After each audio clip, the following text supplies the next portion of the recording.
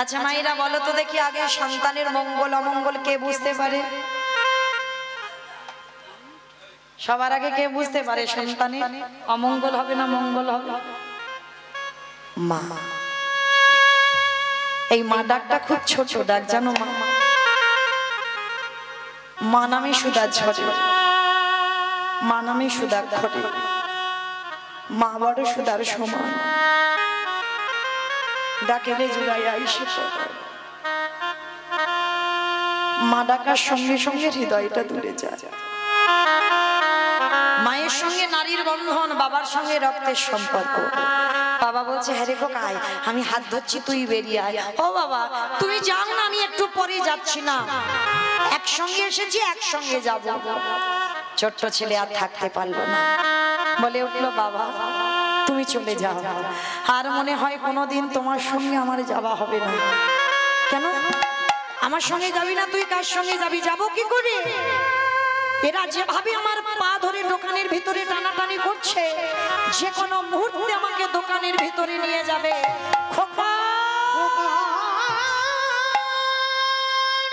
চুপ কর, চুপ কর বাবা, তুই চুপ কর।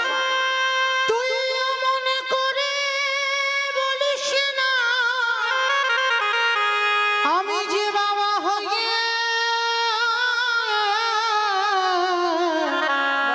সহিতে পারব না। আমি তোকে আগেই বলেছিলাম তুই পারবি না, তবু আমার কথা শুনলি না। তুই চুরি করতে গেলি, এতদিন পরে সবাই আমাকে বলবে আমি চোরের বাবা। এর থেকে যদি আমার মৃত্যু হয়ে যেত আমার কষ্ট হতো না। বাবা একটা কথা বলবো, কাল সকালে যাতে কেউ জানতে না পারে আমি তোমার ছেলে, তুমি আমার বাবা, একটা কাজ করবে? বল বাবা বল, তুই যা করতে বলবি আমি তাই করবো, বল কি করতে হবে? বাবা যাতে কেউ না জানে এই যে আমার মাথাটা বাইরে আছে, ওই যে অস্ত্রটা মাটিতে পড়ে আছে, তুলে না, তুলে নিয়ে একটা কাজ করো, ওই ধারালো চকচকে অস্ত্রটা দিয়ে আমার মস্তকটাকে তুমি ছেদন করে নিয়ে পালিয়ে যাও। খোকা খোকা চুপ কর, যা বলার বলেছিস খবরদার। ওরে ছোট মুখে যেটা এলো মুখে বলে দিবি, বাবা হ, সেদিন বুঝবি বাবাদের কত জ্বালা। এ জীবনে কোনো বাবা মা পারে না নিজের পুত্রকে নিজের হাতে বলি দিতে।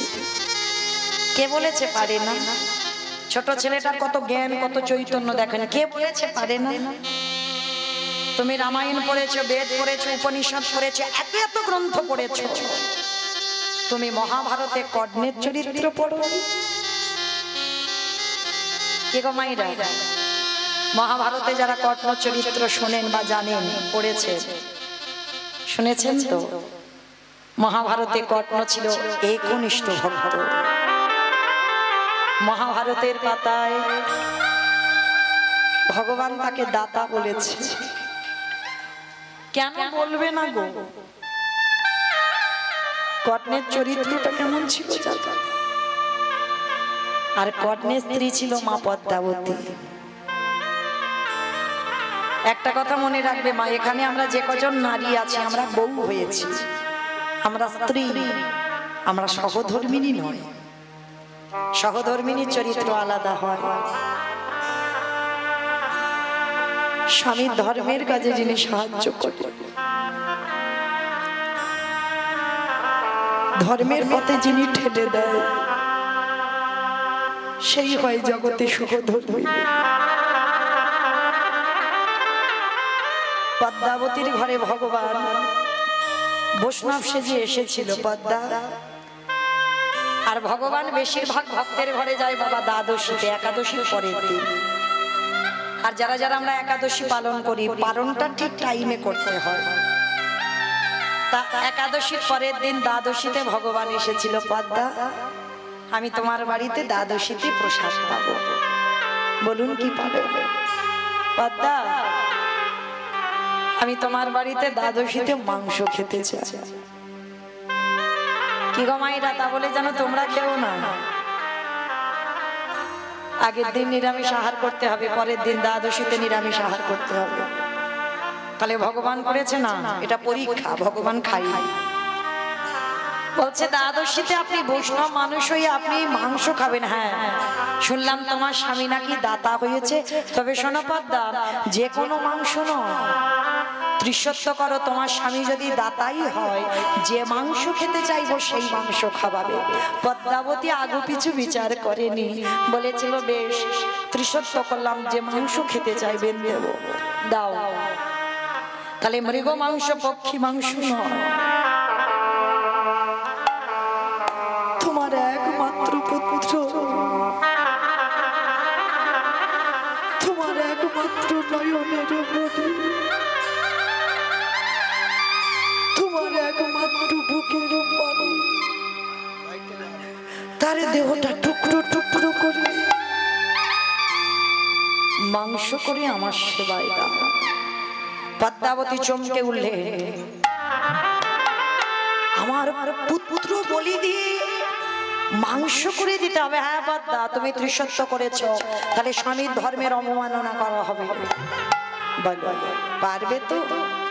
পদ্মাবতী বলেছি, দয়াময় এটা কি করে সম্ভব? নিজ পুত্র বলি দিয়ে বৈষ্ণব সেবা। ঠিক আছে বাবা ঠাকুর, একবার আমি আমার ছেলের কাছ থেকে অনুমতি নিয়ে আসি। একটা কথা মনে রাখবেন বাবা, আমরা এই জগতের মানুষরা সন্তান পালন করতে জানি না, যার জন্য জীবনে এত দুঃখ কষ্ট পাই আমরা। মনে রেখো, সন্তান সেই একদিন থেকে 5 বছর পর্যন্ত সে যেটা বলবে তোমাকে শুনতে হবে, কোনো কাজে বাধা দিলে হবে না। কিন্তু 5 বছরের পর থেকে 15 বছর তোমাকে কঠিন শাসন করতে হবে। এই বয়সটা 5 বছরের পর থেকে 15 বছর কঠিন শাসন করতে হবে। আর 15 থেকে আর শাসন নয়, 15 থেকে তোমাকে সন্তানের সঙ্গে বন্ধু হতে হবে। আর এই নিয়মগুলো যে বাবা মা মেনে চলবে, সে বাবা মার আমার মনে হয় জীবনে কোনোদিন কষ্ট হবে না। কিন্তু শাসন করার সময় হচ্ছে 5 বছর থেকে 15 বছর, 16 বছরের ভিতর, এর পরে নয়। এরপরে সন্তানের সঙ্গে তুমি বন্ধুর মতো চলবে, আর যে চলতে পারবে দেখবেন বাবা সে সর্বসুখী হবে সন্তানের প্রতি। নিতাই গৌর প্রেমানন্দে হরি বল হরি বল হরি বল। তো আজকে পদ্মা বলছে একবার আমার ছেলের কাছ থেকে জেনে আসি। আর এই বিষয়কে তো সর্বদা হরি নামের খেলা করে। কি গো মায়েরা, আমরা সন্তান তৈরি করতে পারিনি, কিন্তু বিশ্বকেতু হরিনামের খেলা খেলছিল। আর সেই বিশ্বকেতুর কাছে গিয়ে বলেছিল, বাবা আজ বৈষ্ণব এসেছে, তোর দেহটা টুকরো করে মাংস করে দিতে হবে। দিয়েছিল বাবা, কিন্তু পরক্ষণে সেই মরা ছেলেটাকে আবার মা ফিরে পেয়েছিল। আজকের লীলায় বটু বলছে হতেও তো পারে আজকে যে ছেলেটা, যারা 4 জন বসে আছে, হতেও তো পারে তারাই আরাধ্য দেবতা। যেই না বলা, বাবাকে বলছে, বাবা তুমি বলো কাকে চাও, অতিথি সেবা না আজকের পুত্রকে বলি কোনটা চাও? বাবা দিশেহারা হয়ে গেল, হাতে অস্ত্রটাকে তুলে নিয়েছে। অস্ত্র তুলে নিয়ে একমাত্র সন্তান, ওই ছোট্ট বটুর দেহটা ভিতরে আছে, দোকানের মাথাটা বাইরে, অস্ত্রটা দিয়ে একমাত্র সন্তানের মস্তকটাকে ছেদন করে দিল। আর যখনই ছেদন করে দিল, ছেলের মাথাটা নিয়ে বাবা ছুটতে ছুটতে যমুনার ঘাটে গিয়ে ছেলের মাথাটা ভেসে দিল। আর দোকানদার যেই না দেহটা টেনেছে বস্তা বন্দি করে বললে, হ্যাঁ রে এর তো পইতে আছে, তার মানে ব্রাহ্মণের ছেলে, চল দেহটা সময় থাকতে থাকতে জলে ফেলে দিই। বাবা মাথা দিল যমুনার জলে, দোকানদার দেহ দিল যমুনার জলে। দুটো একই জায়গায় ঘটছে। আর এদিকে শান্তিপনি মনি বৈষ্ণবদের রান্নার ব্যবস্থা করেছেন। রান্নার ব্যবস্থার পর সন্দীপ মনে মনে যেই না সেবা দিতে বসেছে, ভগবান বললেন দেখো সকাল হতে একটু দেরি আছে, চলো স্নানটা করে আসি। আর যেই স্নানে গেছে দেখে না ছেলের দেহটা মাথাটা ভাসছে, আর দেখতে পারে বাবা পিছন ঘুরে দাঁড়াচ্ছে, আর এদিকে অতিথিরূপী ভগবান মনে মনে ভাবছে দেখেছো নিজ পুত্র বলি দিয়ে বৈষ্ণব সেবা। সোনামণি বল ভালো করে দেখো তো ছেলেটা কি চেনো? এক বাক্যে বলে উঠলো চিনি না জানি না দেখিও না। শিখি এক বাক্যে বলে উঠলো আমি চিনি না জানি না দেখিও না। বেশ, আচ্ছা একটা কথা বলবো। কি কথা? আচ্ছা এই যে এই ছেলেটাকে ফিরিয়ে দেব, দাঁড়া আমার এই ঝোলাতে একটা ওষুধ আছে। দেহটা মাথাটা তুলেছে, নয়ন ইঙ্গিত করে ব্রহ্মাকে ডেকেছে, ব্রহ্মা দেখো জোড়া লাগাতে পারো কিনা দেহটা। চেষ্টা করছে, পাচ্ছে না। ভোলানাথ তুমি দেখতে পারো কিনা। ভোলানাথ চেষ্টা করছে, পাচ্ছে না। যে নামের নামে স্বয়ং ভগবান তিনি চেষ্টা করছে, পাচ্ছে না। আচ্ছা মায়েরা ব্রহ্মা বিষ্ণু মহেশ্বর কেউ পারলো না। আমি বলেছিলাম কীর্তনের শেষে দুটো প্রশ্নের উত্তর নেব ছুটি, বলো তো এবার উত্তরগুলো দাও। ব্রহ্মা বিষ্ণু মহেশ্বর কেউ পারলো না, আর কে বাকি আছে? কে বাকি আছে? নারদ। বাহ, কীর্তন শুনেছে।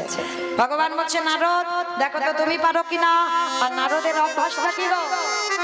হাটে মোরারে মাধো কইটাবে ভাঙা রে, গোপাল গোবিন্দ মা কুন্দ হরে মোরারি মাধু কইটাবে ভারি, গোপাল গোবিন্দ মুকুন্দ সৌরি।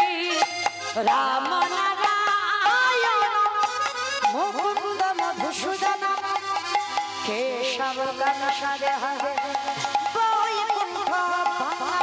হরে মোরারি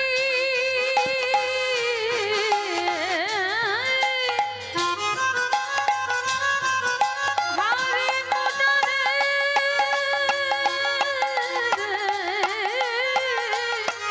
মোরারি মোরারি হরে হরে মাধু কইতে ভারি, গোপালি গোবিন্দ মুকুন্দ সৌরি। নারায়ণ নারায়ণ এক হাতে দেহ আর এক হাতে মাথা, যেই না দুটো এক জায়গা করেছে সঙ্গে সঙ্গে আঠার মতো আটকে গেছে। যেই না আটকে গেছে নারদ বলছে ঠাকুর এটা কি করে হলো? বলে কেন? মনে করে দেখো ত্রেতা যুগের কথা, সীতামাকে উদ্ধার করবে বলে হনুমান আর ভল্লুকের দল পরিশ্রম করছিল, একটা করে পাথরে ফেলে পাথরে জলে ভাসি। ভগবান মনে মনে ভাবলো আমার বউ চুরি হয়েছে, আমি কিচ্ছু করছি না। লক্ষণ ভাই কটা বাজে? 11:15। আমা কেউ ভুল বুঝো না, আমি টাইম জানতে চাইনি, রামচন্দ্র বলল কটা বাজে। তা বলে ভাই দেখতো সব ঘুমানো ঘুমাচ্ছে। আপনারা নন, হনুমানের দল। তা রাত 11টা 11:30 বাজতে যায়, মানে 12টার ঘরে যাবো ভাব। তাই এইবার ছোট্ট একটা নুড়ি পাথর নিয়ে রামচন্দ্র সাগরে গেছে, আর গিয়ে যেই না ফেলেছে টপ করে পাথরটা ডুবে গেছে। চারিদিকে দেখছে ভাই কেউ দেখলো না তো, চারিদিকে দেখছে কেউ দেখলো না, কিন্তু গাছের ডালে থেকে হনুমান বলে প্রভু আমি দেখেছি। ঠাকুর রাত এই 11:30 বাজতে যাচ্ছে, তুমি নুড়ি পাথর ফেলতে এসেছো? বলে হনুমান কাউকে বলে দিও না, তোমরা ফেলছো শুধু ভাসছে, আর আমি ফেলছি খালি খালি ডুবছে কেন? হে হে রাম দয়াময়, আমরা যে পাথরে ফেলেছি তার গায়ে রামের নাম লেখা আছে, তুমি যে পাথরে ফেলেছো তার গায়ে রামের নাম লেখা নাই। আজও যারা যাবেন রামেশ্বরে গিয়ে দেখে আসবে রামের নামের গুণে শিলা জলে ভাসে। বলি শোনো শোনো ও দয়াময়, রাম নামের গুণে শিলা জলে ভাসে। ফিরে আসেন লীলায়। নারদ মুনি বলছে ঠাকুর আমি বুঝতে পেরেছি, ত্রেতা যুগের রাম নামের গুণে শিলা জলে ভেসেছিল, আর আজকের আমার নামে কাটা দেহ জোড়া লেগেছে। ঠাকুর একটু দাঁড়াও, আমি যাব আর আসবো। ভগবান বলছেন নারদ কোথায় যাবে? বলে ঠাকুর আমার জন্য একজন অনেক দিন ধরে বসে আছে আমা, আর একটা উত্তর দিলে বিছানা করে দিয়ে ঘুম পাড়িয়ে চলে যাব। আর একটা উত্তর দাও দেখি, নারদ মুনি কোথায় যেতে চাইছে? কে বসে আছে নারদের জন্য? কে বসে আছে ভুলে গেছো? তাহলে যাওয়াও হলো না, আমিও গেলাম না। চলো কীর্তন হতেই থাক।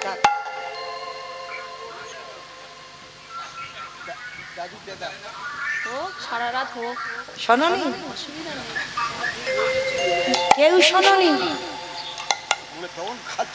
তখন তো প্রসাদ পাচ্ছিল, তখন ভোজন আর ভজন একসঙ্গে হয়, সে সব পেটের ভিতর চলে গেছে, সে আর মাথায় নেই। সেই মর্তধামের মা মনে পড়ছে যে মা প্রশ্নটা করেছিল, কীর্তন শুনলে কি হয়, কীর্তন গাইলে কি হয়, আর যারা যারা টিভি সিরিয়াল দেখে তাদের কি হয়, আর যারা ভগবানকে বিশ্বাস করে না তাদের কি হয়? প্রশ্ন করেছিল তো সেই মা। সেই মাটা সাধারণ মা নয়, জগৎ জননী মা দুর্গা। নারদ মুনি গেল, আমা তোমার উত্তর সবে পেলাম। কি পেয়েছ? শোনো মা, নাম যদি শোনার মতো শোনা যায়, নামের গুণে শিলা জলে ভাসে, নামের গুণে বোবা কথা বলে, নামের গুণে খোঁড়া হেঁটে চলে, নামের গুণে কাটা দেহ জোড়া লেগে যায়। তবে মায়েরা কীর্তন শুনলে হবে না, কীর্তন গাইলে হবে না। কিরকম শুনবো, কিরকম গাইবো, কিরকম ভজন করব? তরকারি বানাতে পারো? ওটা সবাইকে করতে হয়। ও আমি কি কীর্তন করি বলে ছাড়, ওটাও করতে হয়। আচ্ছা, এই তরকারি বানাতে গেলে তেল দেবেন, হলুদ দেবেন, লঙ্কা দেবেন, জিরে দেবেন, ফোড়ন দেবেন, তেজপাতা দেবেন, জল দেবেন, কাঠ দেবেন, উনান দেবেন, গ্যাস দেবেন, সব দেবেন। কোনটা না দিলে তরকারি স্বাদ হয় না? লবণ। এই লবণ জিনিসটা এমন, ও তরকারিতে দিতেই হবে বাবা। তাহলে লবণের কথাটা কেন এলো? শ্রী শ্রী রামকৃষ্ণ পরমহংসদেব নরেনকে বলেছিল, এই শালা। ঠাকুরের বই পড়বেন, দেখবেন ঠাকুর সবাইকে শালা শালা বলতো। কোন শালা গো? বউয়ের ভাই? না। তাহলে পাঠশালা? না। গোশালা? না। তাহলে কোন শালা? শা মানে মুক্তি, লা মানে নৌকা। ওই মুক্তির নৌকাতে ঠাকুর পার হবে। আজকে ঠাকুর আমার নরেনকে ডেকে বলেছিল, শোন নরেন, সারা জীবন নাচানাচি করলে ভগবান পাবি না। ভগবান পেতে গেলে মাঝে মাঝে গাছের গোড়াতে জল দে। উদাহরণ ছাড়া কথা বলে না। গাছের গোড়াটাকে ঈশ্বর পরম কৃষ্ণ সচিদানন্দ বিগ্রহ অনাদিরাদি গোবিন্দ সর্বকারণের কারণ। মনে রেখো মা, এই লক্ষ্মী কালী দুর্গা সরস্বতী মনসা শীতলা ভক্ত যারা, মনে রেখো খবরদার, কৃষ্ণ বাদ দিয়ে যেন ওগুলো ভজন করো না। ভগবান গাছের গোড়া, আর গাছের গোড়াতে জল না দিয়ে পাতাতে দিলে কি হবে? কাজ হবে না। কিন্তু গোড়াতে যদি দাও, আপনি থেকে ডালপালা শাখা পোশাকায় পৌঁছে যাবে। যেমন ধরুন, বাবা মা বর্তমান জীবিত, 5 ছেলে বউ নাতিপুতি এক সংসারে। বলতো নিমন্ত্রণ পত্র যদি ছাপানো হয়, কার নামে পত্রটা আসবে? বাবা মার নামে। আর বাবা মাকে বলা মানে ও ছেলে বউ সবাইকে বলা হয়ে গেল। কিন্তু যদি ছেলেকে বলো তো সব ভাইকে বলতে হবে, বাবাকে বলতে হবে, মাকে মানে আলাদা আলাদা করে বলতে হবে। কিন্তু বাবাকে যদি নিমন্ত্রণ করা হয় আর যদি কাউকে নাও করো, অসুবিধা না। যেহেতু এক সংসারে, ঠিক তদ্রূপ গাছের গোড়া হলো আমার কৃষ্ণ। আর কৃষ্ণ ভজন যারা করবে, ভগবান বললেন আর কোন দেব দেবী যদি নাও করো, অসুবিধা নাই, আমি তো নিজেই পৌঁছে দেব। কিন্তু আমরা মনুষ্য জীবনে এসেছি, আজ অনেকে করেছেন বিপত্তারিণী, তাই তো করেছেন তো বেশ। কিন্তু মাইরা মনে রেখো, ভগবান এক একজনকে ডিপার্টমেন্ট দিয়েছে, মানে দায়িত্ব দিয়েছে, নিজের মাথায় রাখেন। যেমন ধরুন মাইরা, মনসা পুজো কেন করি? তাই তো, যাতে সাপে না কাটে, ওই জন্য। লক্ষ্মী পুজো কেন করি? ধান চাল। গণেশ পুজো ব্যবসা টাকা, বেশ। আর কার্তিক পুজো ছেলে ছেলে ছেলে, বাহ, একটা কার্তিকের মতো যেন ছেলে হয়। তাহলে মাইরা এই যে জিনিসগুলো বলছি, কিন্তু আর একটা বাকি আছে, সরস্বতী পুজো কেন করি? বাহ, কত কিছু জানে গো। তাহলে এই যে এক একটা দায়িত্ব দিয়েছে, কিন্তু মূল আমার কৃষ্ণ। যাই পূজা করো না কেন, ঠাকুর মশাই পুজোয় বসে আগে কিন্তু আমার কৃষ্ণ নারায়ণের উদ্দেশ্যে পূজা হবে। আগে ভগবানকে সমস্ত সম্প্রদান আমার গোবিন্দ চরণে যায়। উপলক্ষ সরস্বতী পুজো, লক্ষ্মী পুজো, মনসা পূজা, ওটা দেখতে পাচ্ছে লোক, কিন্তু আদৌ ওটা পূজা নয়, আদৌ আমার গোবিন্দ পূজা হয়। এতগুলো কথা বলার কারণটা কি? মাইরা এখনো কিন্তু তরকারির খবর পাইনি। তরকারিতে লবণ দিলে তবে তরকারির স্বাদ হয়। ঠিক তদ্রূপ কীর্তন শুনলে হবে না, গাইলে হবে না। চোখের জল যদি কারোর কোনোদিন বদনে যায়, দেখবেন মা একটু নোনা ভাব, লবণ নয়। যদি কোনোদিন যাই দেখবেন একটু লবণ। তো এই তরকারিতে লবণ দিলে তবে স্বাদ হয়। ভগবানকে ভজন যারা করবেন, এই লবণ রূপী চোখের জল যদি এক বিন্দু গোবিন্দ চরণে কোনোদিনই দিতে পারো, সেদিনই থেকে তুমি জেনে যাবে তোমার নরজনম ধন্য হলো। কৃষ্ণ তোমার ভোলাবে বলে তোমার নরজন ধন্য হবে। আমাইরা তাহলে ফিরে আসেন লীলায়। এইবার নারদ মুনির সেবা হয়ে গেল, সন্দীপনী মনির ঘরে প্রসাদ পেয়ে এইবার চারজন বৈষ্ণব বললেন, এইবার শোনো আমরা আসি, প্রসাদ তো বিতরণ হয়ে গেল। দাঁড়াও, কে তুমি? সত্যি করে বলো, কে তুমি? আরে বাবা, আমি তো বৈষ্ণব, আমি আমার কি হবে? তুমি বৈষ্ণব? তুমি যদি বৈষ্ণব হবে, তোমার বাম চরণে দেখেছিলাম 8টা চিহ্ন, ডান চরণে দেখেছিলাম 11টা চিহ্ন। সত্যি করে বলো, তোমার অঙ্গ থেকে বাইর হলো চন্দন কর্পূরের গন্ধ। তুমি যখন কথা বলছিলে বাইর হলো ননির গন্ধ। সত্যি করে বলো তুমি কে? আরে বাবা, আমি আবার বলে বৈষ্ণব। তুমি যদি বৈষ্ণব হবে, আমার ছেলেটা মরে গিয়েছিল, আমি কি পায়ে ধরে কেঁদেছিলাম? কাঁদিনি তো। তাহলে কাঁদিনি, ফেরালে কেন? বাবা কান বলছি, নাক বলছি, জীবনে আর করবো না, এখন আমি আসি। দাঁড়াও, পরিচয়টা দাও। নারদ মুনি বললেন, হে দয়াময়, ভক্তকে কৃপা করবে বলে তুমি মরতে নেমেছো, তাহলে এখন ওই রকম দাঁড়িয়ে আছো কেন ছদ্মবেশী? দেখাও তোমার স্বরূপ, দেখা তোমার ওই চরণে আমার একবার দেখাও তোমার স্বরূপ দেখা। এইবার যেই না স্বরূপটা দর্শন করালেন, মহামায়া মানে বটুর মায়ের নাম হচ্ছে মহামায়া, বাবার নাম শান্তিপন মনি। আর যেই না শান্তিপন মনে আজকে এসে বলছে, প্রভু আর ওই রূপে নয়, তুমি একবার নিজ রূপ আমাকে দেখাও। ভগবান বললেন, নারদ আমি দেখাবো বলে এসেছি, কিন্তু জগৎকে আমি কি শিক্ষা দিলাম? প্রকৃত যারা যারা আমায় ভালোবাসবে, যেমন ত্রেতা যুগে রামেশ্বরে গিয়ে দেখে আসবেন, আজও প্রমাণ শিলা জলে ভাসছে। প্রকৃত যারা ভগবানকে ভালোবাসবে, নাম ভালোবাসবে, নামের গুণে সংসারের অমঙ্গলে দূরীভূত হবে। নামের গুণে যদি কেউ প্যারালাইসিসে ধরে যায়, সে মানুষ আবার তার দাহিকা শক্তিতে সে আবার হাঁটতে পারবে। কোনো মানুষ যদি বোবা হয়ে যায়, সে মানুষ আবার কথা বলতে পারবে। এই হরি নামের গুণে আজকের লীলায় কাটা দেহ জুড়ে গেল। যেমন নবদ্বীপের মাটিতে শ্রীবাসের মরা পুত্র হরি নামের দাহিকাতে সে ছেলে বেঁচে গেল, তাই না? তাহলে হরি নামের শক্তিতে হয়েছিল কলিযুগে একমাত্র পথ এই হরে কৃষ্ণ নাম। আজকের ভগবান থাকতে পারলো না, নামলো ধরায়। চারজন ব্রহ্মা বিষ্ণু মহেশ্বর আর নারদ নিজ রূপে দাঁড়ালো। স্বামীর বামে, স্বামীর বামে, স্বামীর বামে দাঁড়াইল নবীন কিশোরী গো।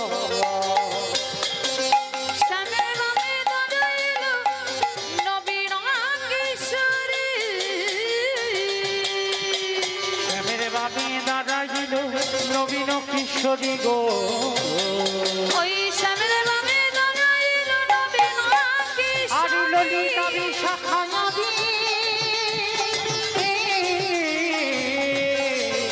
ওই যত সাহরে গো, যত সাহরে। ও মায়েরা এখনো বসে থাকবে?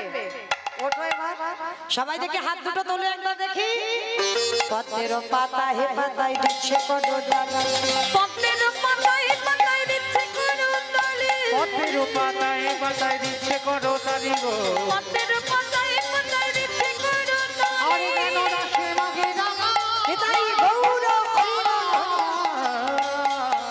ওই চরণ মাধুরী গো চরণ তাই গৌর হরি এটাই গৌর প্রেমানন্দে হরি হরি গৌর হরি ভক্ত আরে ভগবানের মিলন হইল প্রেমানন্দের স্বামী মিলে হরি হরি এটাই গৌর হরি